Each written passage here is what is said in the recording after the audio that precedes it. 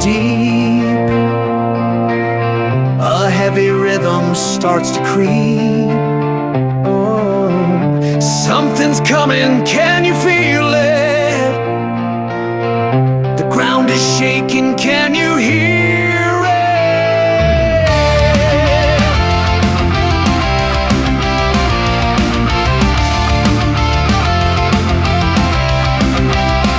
Out in the wilderness where shadows play, a legend walks, they say. Bigfoot's here with a bass in hand, ready to rock across the land. He plucks the strings, a monster sound echoes through the trees all around. Bigfoot bass booming low, shaking the earth with every blow. He's got the groove, he's got the soul. Bigfoot's taking control.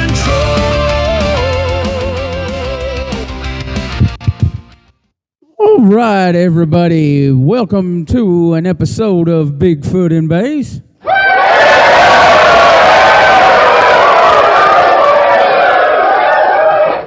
That was a new little intro, a Bigfoot intro. But got quite a few things different on this show that we normally don't.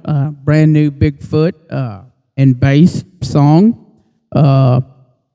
Different hat, Sasquatch hat, using a microphone to do this one with. Everything's changing here. We're a top-notch program.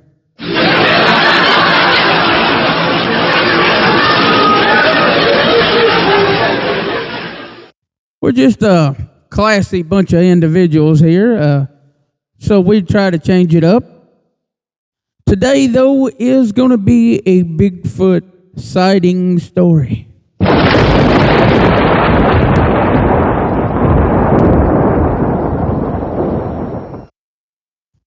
Got it written down here. Once again, guys, all these Bigfoot sightings, if you want to come on here, I will come to you, and we can do a show. If you want to just tell your own story, and I'll be there with you. Or if you want to do like this gentleman's done, and the last two people have told me their stories have done, I will write them down. I'll do my best to make sure everything you tell me is word for word. I'm not going to say I didn't miss something, and I'm not going to say I don't miss something when I cover this, because I try not to sit here and read it off paper. I try to read it a few times, get it good and memorized, and tell the story for entertainment value. I just don't feel like reading would capture that for me. Guys, other things that I'm going to talk about, and to start this off, before I get into the sighting, I want to cover a few things, because this is Bigfoot and Bass, so it's always going to have a bass guitar talked about in it. It's just what I do. I wanted to capture briefly, and I'm probably going to do a show on this in the future, but it's going to be a different show than what everybody else is doing.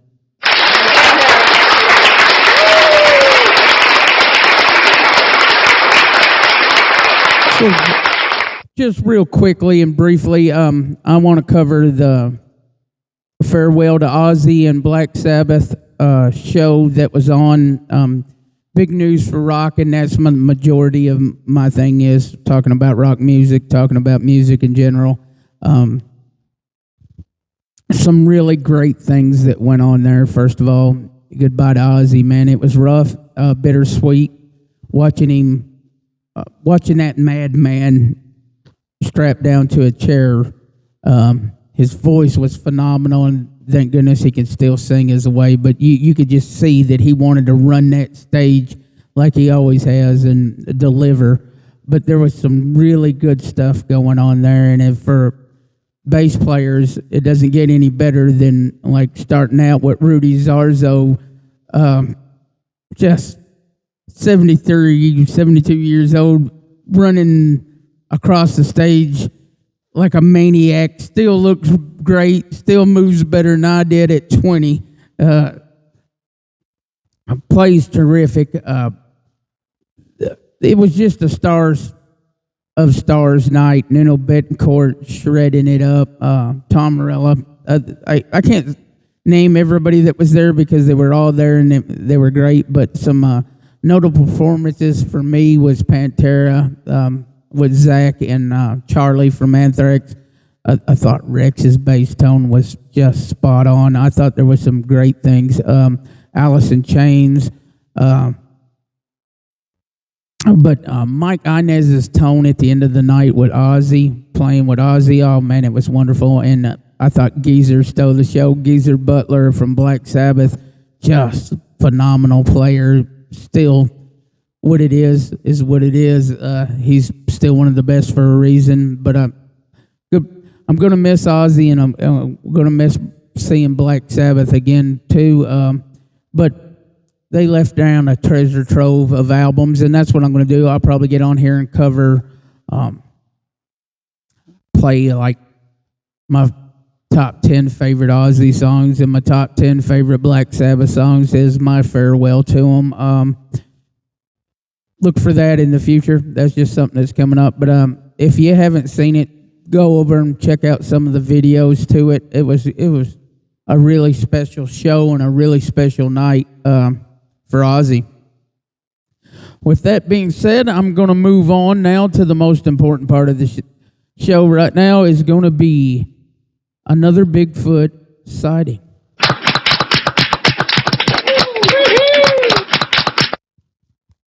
So this Bigfoot sighting comes from Paris, Tennessee. All right, this guy he'd been trying to purchase a leased hunting property for 3 years prior. He said he put a bid on this property. It's a 128-acre property that's connected to a wild reserve over there in Paris. I don't know much about Paris. If you do, leave it in the comments if you know where this guy's talking about. I don't know a whole lot about it, but I do understand the leasing hunting program for land. And he had placed the bids for 3 years previously. He said he had wanted that center spot, which was 27 acres in the middle of the land, and he said it's just prime hunt spot. He said he packed up his tree stand, and he said it was September, and it was a cool September. He said it wasn't like the hot Septembers that we have. He said it was pretty cool, and the leaves were starting to change. They haven't fallen, but they started to change.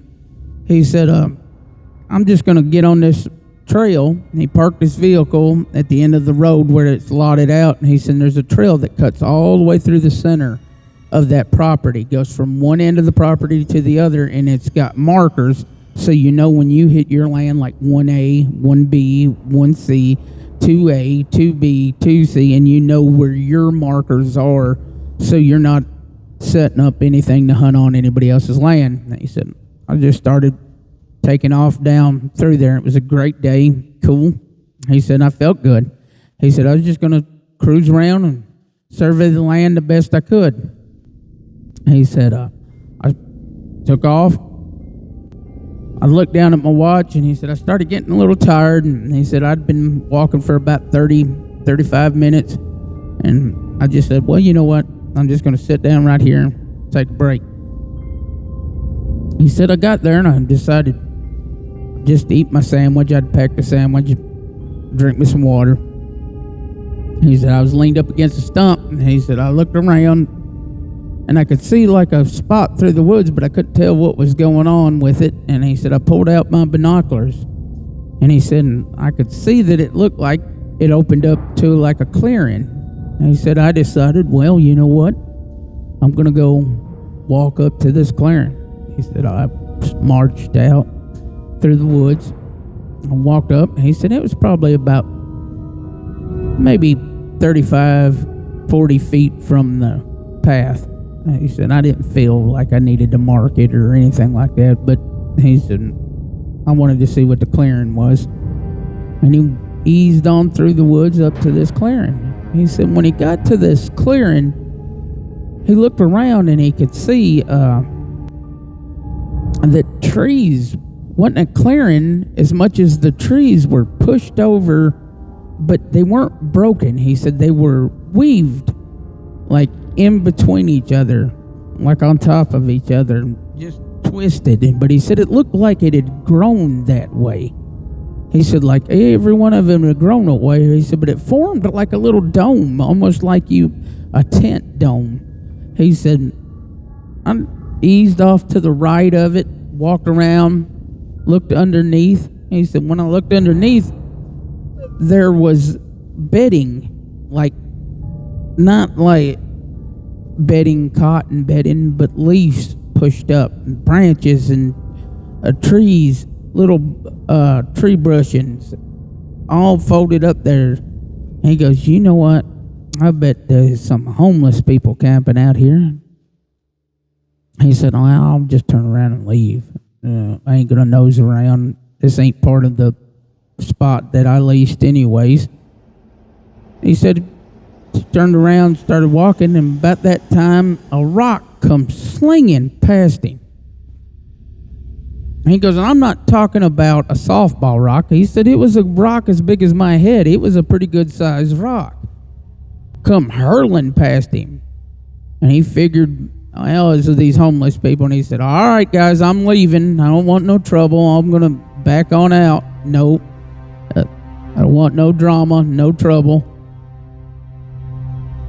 He goes, Ben, I started easing my way back, just walking backwards. And he's about that time, I heard rustling behind me. He said, I turned real quick, but there was nothing there. I couldn't see nothing there. And about that time, I heard rustling over there. He said, I turned to the left to look at it, and it was nothing there. And he said, guys, I don't want no trouble. He said, I started thinking maybe there was a few of them. He goes, I don't want no trouble. And he said, I had a .22 pistol on my side, which ain't much. He goes, it wasn't going to do much, but he goes, I figured if nothing else, I'll scare them. And he said, I didn't draw it because I didn't feel like if I draw it, I got to shoot. And I didn't want to shoot anybody. And about that time, he heard rustling again over into the left of him. He said, I grabbed my binoculars, pulled them up, and looked. And he said, Ben, all I could make out is 4 foot wide in between these trees was covered. And he said, I'm 6'2", and it was a good bit ahead of me. He said, I say 6'6", 6'7". And he said it was red hairs from the top to the bottom and 4 foot wide. He said, I know 4 foot wide. He said, I could tell 4 foot wide. It may have been even larger. He said, but it was at least 4 foot wide. And he goes, I started easing my way back towards up, get away from it. And about that time, I heard a whole tree fall. He said, not like a small tree. I heard a tree fall. I turned immediately to my right and started running. He said, I just turned and booked it as fast as I could. He goes, I was getting limbs smacked across my face. He said, I was just wide open as far as I could go. He said, I looked down at my watch, and he goes, I know 35, 40 minutes had elapsed. I'd been running solid, and I fell down to my knees. He said, and I puked. He said, my stomach was churning so bad that I puked. He said, I got up instantly after I puked and started running again, just running. He said, I had no sense of direction of where I was going. I was just running. About that time, I ran straight into a creek. I turned and followed that creek as fast as I could. I ran it as fast as I could. He said, and finally that creek led me out to a road. He said, all in all, it had been over an hour and a half that had elapsed from the time he looked at his watch at that stump to the watch that he'd looked at when he was running again. And he said, till they got to the road. He said, I tried to flag some cars down that would come by every now and then. Nobody was stopping. He goes, you know, who can blame him, you know? He said, finally a logging truck came through, and he flagged the logging truck down, and it stopped. And he said, man, now, there were some people out in this woods that were messing with me. And he goes, I just want to get to my truck. He said he was 3 miles to his truck, where he'd parked his truck. That's how much woods he ran around and cut off. He got in to his truck. He drove home. He got with his brother-in-law and said, I called my brother-in-law up. He said, I let him know what was happening. He said, well, we'll go in the morning and we'll go get your a deer stand. And he goes, I don't want to go. And he goes, come on, we'll go. He goes, we'll bring our guns. We'll go. And he goes, all right. He said, I brought my 30-06 and he'd brought his. And he said, we decided the next morning that we'd march back up in there. He said, so we eased off, taking the same trail. He said, we just kept walking. And I said, well, we're about getting close. And he said, he looked down. There was his backpack. There was his tree stand. Nothing touched. Doesn't matter. And he goes, I spun around and I pointed to him where that opening was. And he goes, well, let's go back here and look at it. And he goes, you go look at it. I'm not going with you. And he said, his brother-in-law convinced him to go up there with him. He goes, we got guns now. Something comes, we'll start blasting. He said, when they got up to that clearing, all them trees that were woven were now flat on the ground. He said, every one of them snapped off. Every one of them sit flat. He goes, they were all, none of them were broken. He goes, I know, I paid attention to it. He goes, it's all flat. And he goes, it smelt horrible. Horrible. He said, like rotten flesh, rotten meat. He said, you ever let meat sour in your trash can and smell it? He goes, you know that smell. And he goes, it had that smell with a must along with it. He goes, but there was nothing there. His brother-in-law turned to him and he said, man, let's just get out of here. He said, I eased back, got my tree stand, got my backpack. We started marching on out of there. He goes, I never went back, and I never went back to that place to hunt. He said, I paid my money, but I never went back. He said, I talked to some of the other hunters, and they have similar stories about this land. He said that they've seen things on this land that they can't explain to. When he called the person who leased the land, he said that the owner was going to build on that land, but decided to lease it out as hunting because of the animal encounters that he had there. He swore up and down that there was bears there. He goes, I don't know what I seen. He goes, don't get me wrong. He goes, I never seen a face. I never seen eyes. I never seen a face.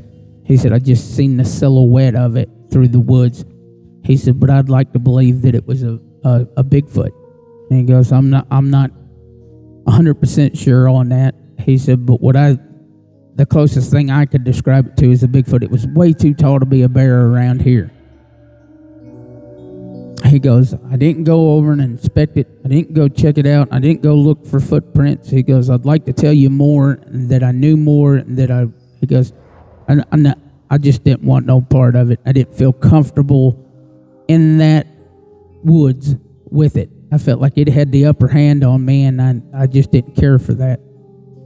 But that's the end of his story for the Bigfoot sighting in Paris, Tennessee, and I appreciate him giving me that story, and thank you very much. It was a really good story.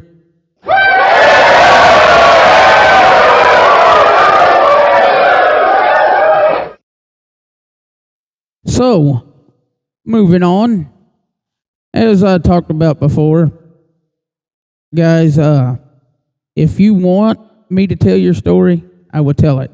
If you want to come on here and tell it yourself, I'm okay with that too. But if you got a sighting and you don't want to tell it and you just want me to tell it, Most of you have my phone number. If you don't have my phone number, leave it in the comments that you want me to call you and get your story, and I'll be more than happy to do that too. I'll try to write it down. I'll try to take it as serious as I can, and I'll try to relay your story for entertainment value. I am not questioning you. I will not make fun of you. That's not what I do. I just tell the story as an entertainment value to the story. Once again, I'm going to do a future episode, probably more on my tribute to Ozzy and Black Sabbath. Things to look forward to in the future. I'm going to do some more bass covers. I can't thank you enough, everybody watching that video of Power in the Blood. Everybody knows I love playing for the Lord, and I love doing that. And I'll be doing another gospel song here in the future. I'm going to do some rock song covers. I'm just going to do whatever I feel like doing that day, and whatever entertains me and brings entertainment to me, I'm going to try to pass along. If there's anything y'all want me to cover or comment, don't be afraid to leave it in comments, guys. I'm not just asking for comments. Not once have you ever heard me say hit like and subscribe on here. I'm not doing that. I'm just saying, if you've got some things that you want to see me do, leave it in your comments. More Bigfoot sightings will come as I get told the stories. The more people that tell me the stories, the more I'll cover it. If you don't do anything else, turn it up, y'all, and listen to a little bit more of my Bigfoot and bass song.